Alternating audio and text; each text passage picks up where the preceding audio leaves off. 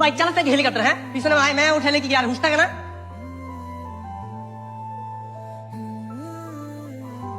এই অসভ্য লাফাঙ্গা কোথাকার, নিজে ইচ্ছে করে রাস্তার মাঝখানে এসে আমাকে বলছেন? এই কি বলছেন এসব? আপনি দেখে শুনে বাইক চালাবেন না। এখন যদি আমার বন্ধুকে ছুঁয়ে যেত? হলো তো ভালোই হতো, আপনার বন্ধুর একটা উচিত শিক্ষা হতো। বাদ দে না, ভার্সিটি বন্ধ হয়ে যাবে, চল এখান থেকে। বন্ধ হোক, তাই বলে কি ছেড়ে কথা বলবো?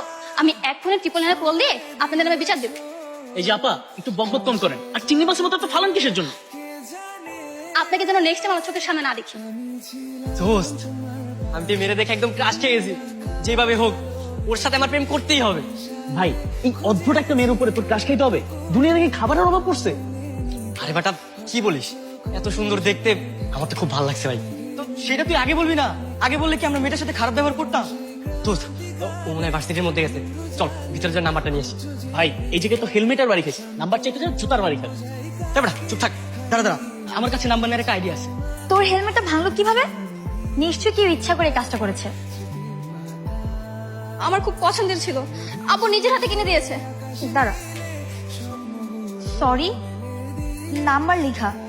আমার কি মনে হচ্ছে জানিস, কেউ হয়তো ভুল করে তোর হেলমেটটা ভেঙে ফেলেছে, আর সে ভয় তোকে এসে বলতে পারেনি, এই কারণে সরি বলে নাম্বার লিখে গিয়েছে। হতে পারে। কি রে, তুই কি কল করবি? আরে না না, কল কেন করবো? মামা, তোর ভাগ্যটা আসলেই খারাপ। শুধু শুধু 1 ঘন্টা নষ্ট করলি। নাম্বারটা তো নিলই না, উল্টা আরো ফেলাই দিয়ে দিবি। সব অর্ধ। আমি কি করছি? আমি তো জাস্ট আইডিয়া দিচ্ছি। গেছে তোমার পাখি, গেল।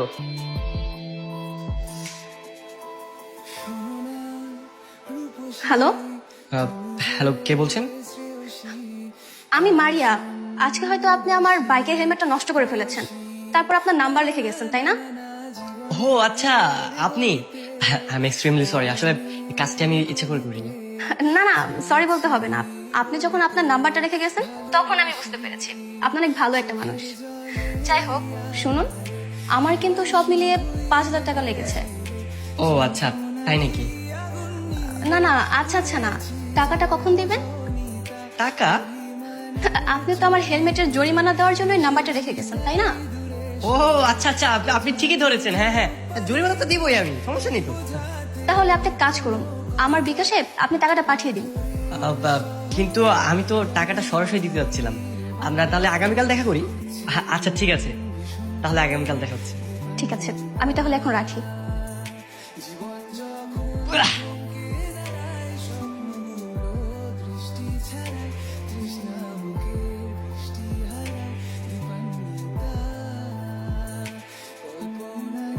এই, আপনি কালকে সেই কুফা লোকটা না?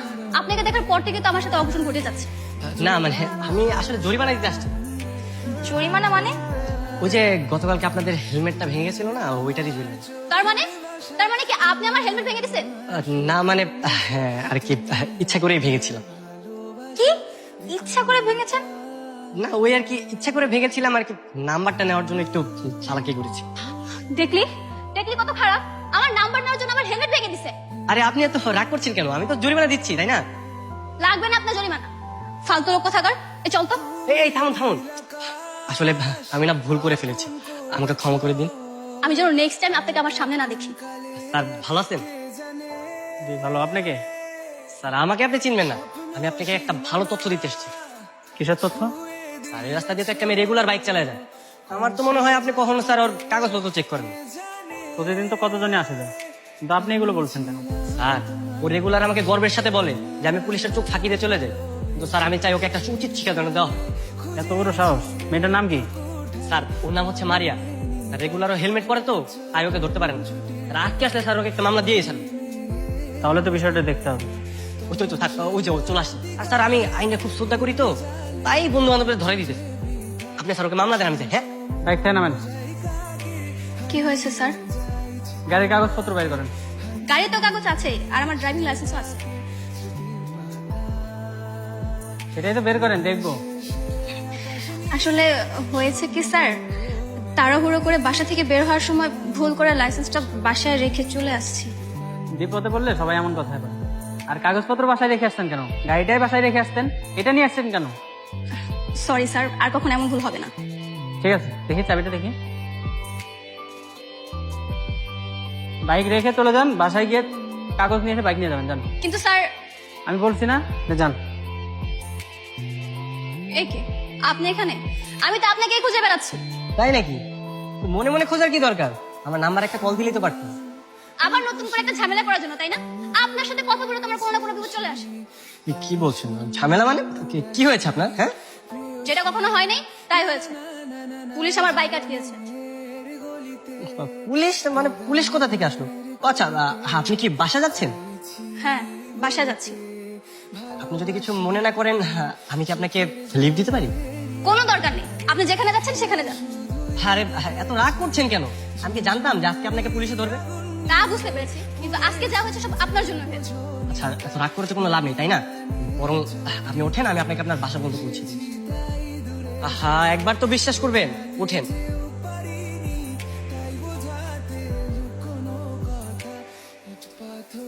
সরি, একটু লেট করে ফেললাম। না না, কোনো সমস্যা নেই, বসুন। আচ্ছা, হঠাৎ ডাকলেন? তখন তো আপনাকে ধন্যবাদ দিতে পারিনি। তারপর হচ্ছে আপনার সাথে খুব খারাপ ব্যবহার করেছি। ইটস ওকে, ধন্যবাদ দিতে হবে না। আচ্ছা, আমি তাহলে আসি। হ্যাঁ, ওমা, যাবেন কেন? এক কাপ কফি খেয়ে যান। তাও অবশ্য খাওয়া যায়। দাঁড়া, আমি অর্ডার করে দিচ্ছি। এক্সকিউজ মি, 3টা কফি দিবেন এখানে।